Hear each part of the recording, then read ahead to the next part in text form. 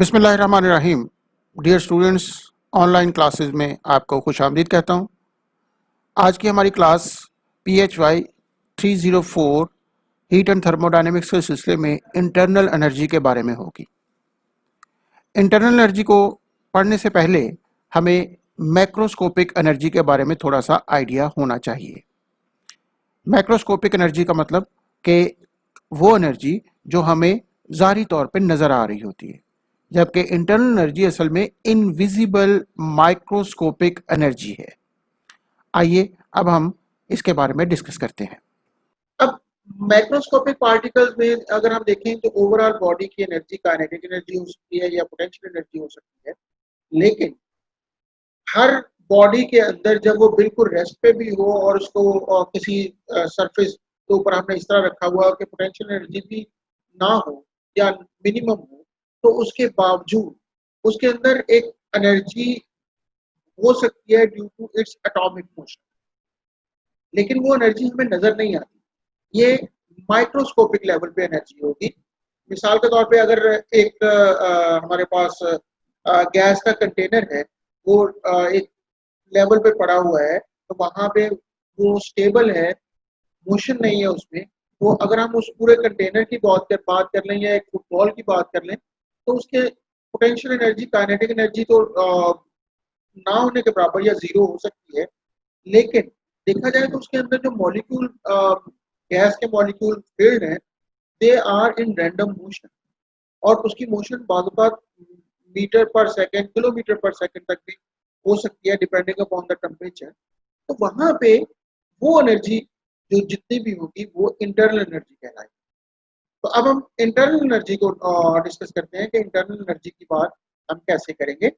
अब internal energy में अगर हम देखें तो internal energy is defined as the energy associated with the random disorder motion of the molecule. ये हमारे पास रैंडम डिसऑर्डर मोशन मतलब मोशन किसी भी डायरेक्शन में हो सकती है। एक जगह से दूसरी जगह इलेक्ट्रॉन एटम या मॉलिक्यूल मूव कर रहा है, और मूव करते हुए रास्ते में वो कोलाइड करता है किसी दूसरे मॉलिक्यूल की तरफ के साथ, तो वो किसी और तरफ निकल जाता है।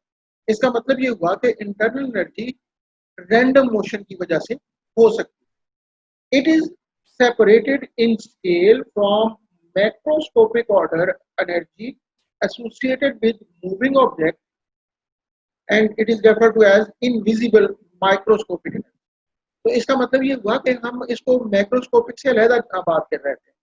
हम बात इस तरह नहीं कर रहे कि एक बॉडी ओवरऑल जो हमें नजर आ रहा है उसकी बात नहीं कर रहे, बल्कि उस बॉडी के अंदर जो मॉलिक्यूल्स हैं उनकी बात हो रही है कि जो उसके अंदर जो मॉलिक्यूल हैं, जो माइक्रोस्कोपिक पार्टिकल्स हैं, उनकी मोशन की वजह से या उनकी पोटेंशियल एनर्जी उनकी इंट्रैक्शन की वजह से जो एनर्जीज होंगी वो हमारे पास इंटरनल एनर्जी कहलाती है।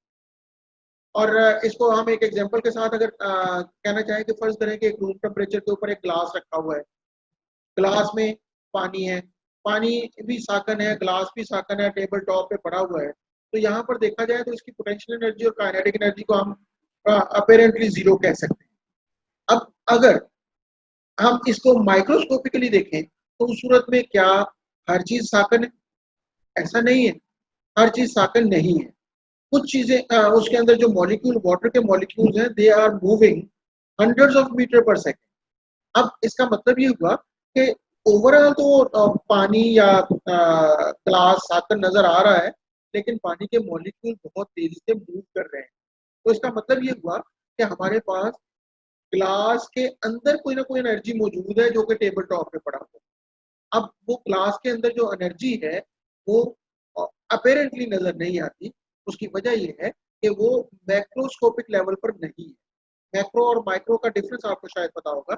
मैक्रो का मतलब होता है जो खाली आंख से नजर आ जाती है, और माइक्रो का मतलब होता है जो खाली आंख से नजर नहीं आती। तो इसका मतलब ये हुआ कि हमारे पास जो एनर्जी है मॉलिक्यूल्स की, वो इनसाइड दी ग्लास है, और वो हमें वाज़ेह तौर पर हमें ज़ाहिरी तौर पे नजर नहीं आ रही। अब अगर देखा जाए तो वो एनर्जी कौन सी है? वो एनर्जी उसकी रैंडम मोशन वाली है। जितने भी हमारे पास माइक्रोस्कोपिक मॉलिक्यूल्स हैं, दे हैव काइनेटिक एनर्जी, और अल्टीमेटली उनकी आपस में फोर्स ऑफ अट्रैक्शन भी होगी मॉलिक्यूल्स की, और अगर फोर्स ऑफ अट्रैक्शन है तो उस सूरत में उसकी पोटेंशियल एनर्जी भी होगी। तो इट मीन कि हमारे पास जो मॉलिक्यूल्स की वजह से उसके अंदर काइनेटिक एनर्जी है, उसके अंदर पोटेंशियल एनर्जी अगर मुमकिन है तो वो हमारे पास टोटल इंटरनल एनर्जी कहलाती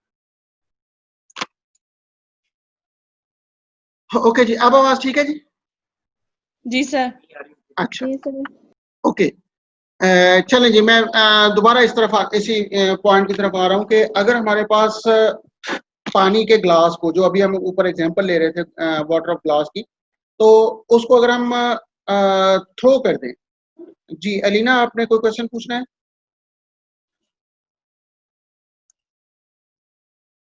ओके, तो अगर हम उस वाटर को थ्रो कर दें लो across the sir. Room, okay ठीक, तो उस सूरत में माइक्रोस्कोपिक एनर्जी जो हमारे पास मॉलिक्यूल की एनर्जी थी, मॉलिक्यूल की रैंडम मोशन की वजह से एनर्जी थी, वो चेंज नहीं होगी।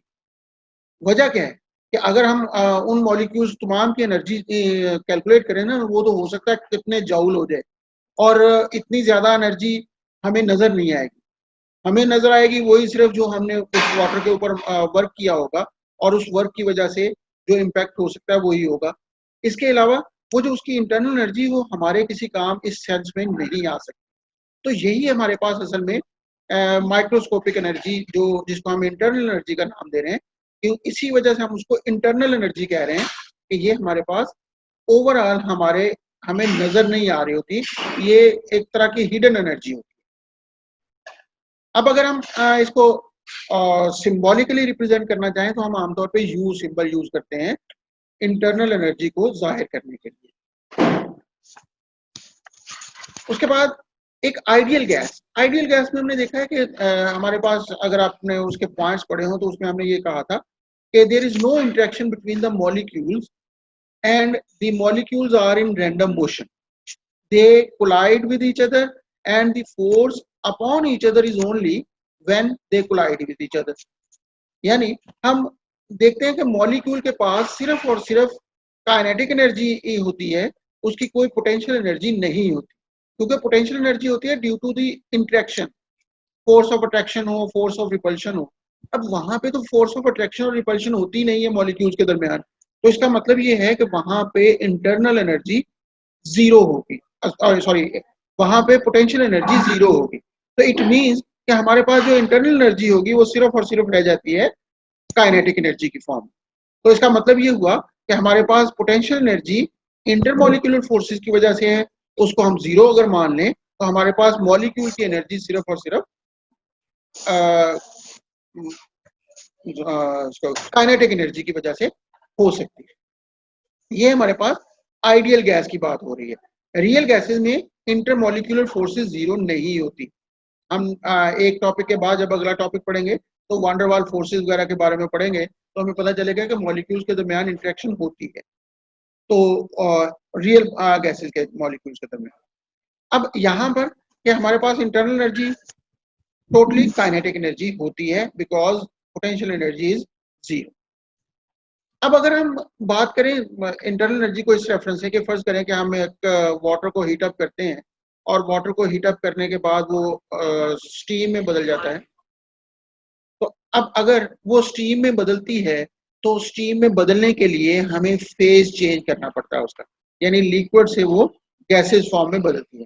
अब स्टीम कोई आइडियल गैस नहीं है, लेकिन हम जस्ट एग्जांपल के लिए कि हमारे पास अगर वाटर 100 डिग्री सेंटीग्रेड के ऊपर है तो 100 डिग्री सेंटीग्रेड पर उसके अंदर पोटेंशियल एनर्जी भी होगी, रोटेशनल और वाइब्रेशनल काइनेटिक एनर्जीज भी होंगी।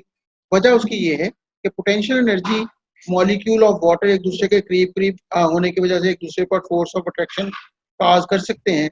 इसके अलावा जब वो एक फेज से यानी लिक्विड से गैसेस स्टेट में जाते हैं तो उस सूरत में हमें दो काम करने पड़ते हैं। एक तो उसकी latent heat of vaporisation use करना पड़ती है, और दूसरा उसके साथ साथ वर्क डन भी करना पड़ता है, जो कि P इंटू डी, क्योंकि वो वाटर से स्टीम एक्सपैंड हो जाती है, यानी उसका आपने देखा होगा कि मॉलिक्यूल रैंडमली मूव करने की वजह से दूर दूर हट जाते हैं, तो एक्सपेंशन होती है, तो अल्टीमेटली वर्क डन भी होता है। तो यहाँ पे दो काम हुए, एक तो लेटेंट हीट ऑफ वेपोराइजेशन इस्तेमाल हुई और उसके साथ साथ वर्क डन भी हुआ।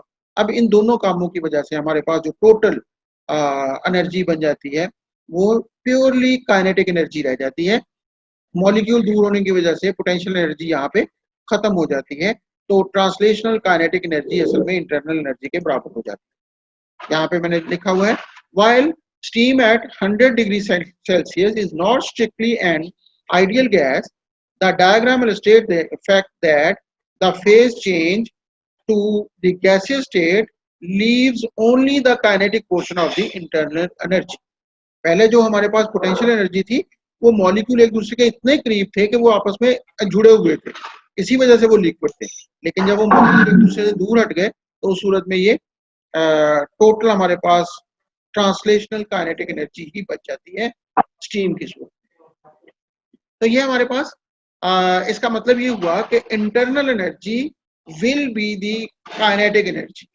अब काइनेटिक एनर्जी अगर तो मोनोएटॉमिक गैसेस हैं तो उस सूरत में काइनेटिक एनर्जी सिर्फ और सिर्फ ट्रांसलेशनल काइनेटिक एनर्जी होगी, और अगर सिर्फ ये ट्रांसलेशनल काइनेटिक एनर्जी है तो आगे हम जाके पढ़ेंगे डिग्री ऑफ फ्रीडम, जो थर्ड चैप्टर है उसके अंदर हम इसको और डिस्कस करेंगे। तो यहाँ पे जस्ट एक्सप्रेशन है यहाँ पे कि potential energy will be 3/2 nRT।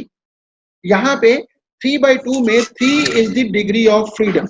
Degree of freedom का मतलब ये होता है कि मोनोएटॉमिक गैस है उसकी सिर्फ और सिर्फ ट्रांसलेशनल काइनेटिक एनर्जी हो सकती है, और translational kinetic energy along x axis हो सकती है, अलोंग वाई एक्सिस हो सकती है, अलोंग जी एक्सिस हो सकती है, लेकिन इसकी 3 टोटल काइनेटिक एनर्जी की कंपोनेंट्स हो सकते हैं। इस वजह से यहाँ पे U is equal to 3/2 nRT के बराबर।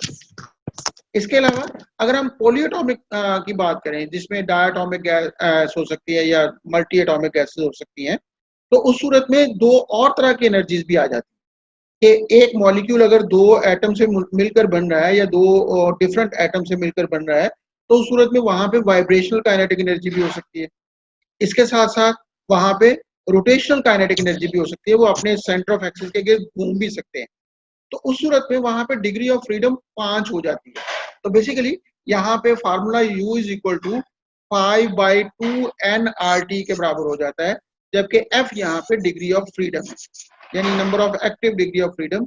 यहाँ पे जब रोटेशनल और वाइब्रेशनल काइनेटिक एनर्जीज आ जाती हैं तो वो 5 तक जा सकती हैं। तो इस वजह से ये हमारे पास U is equal to F/2 nRT general formula हो गया कि जितनी ज्यादा डिग्री ऑफ फ्रीडम होती जाएंगी, यानी जितनी ज्यादा मुख्तलिफ तरह की एनर्जीज इसमें शामिल होती जाएंगी, F की वैल्यू बढ़ती जाएगी। तो मोनोएटॉमिक के लिए 3/2 nRT होता है, डायटॉमिक के लिए ये 5/2 nRT हो जाता है।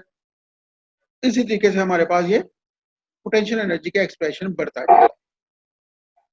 जी बेटे, यहाँ तक बात समझ आ गई है? जी तो स्टूडेंट्स, ये था आज का हमारा टॉपिक इंटरनल एनर्जी, और इसके लिए हमने फार्मूले जस्ट लिखे हैं। आप लोगों ने कोशिश करनी है कि इनको जहन में रखें। नेक्स्ट लेक्चर्स में हम इनको ड्राइव भी करने की कोशिश करेंगे। तो अगर आपको इस इस लेक्चर के हवाले से कोई किसी किस्म का कोई क्वेश्चन हो तो आप बाद में भी मुझे ग्रुप में या इसी चैट के अंदर आप मुझसे पूछ सकते हैं।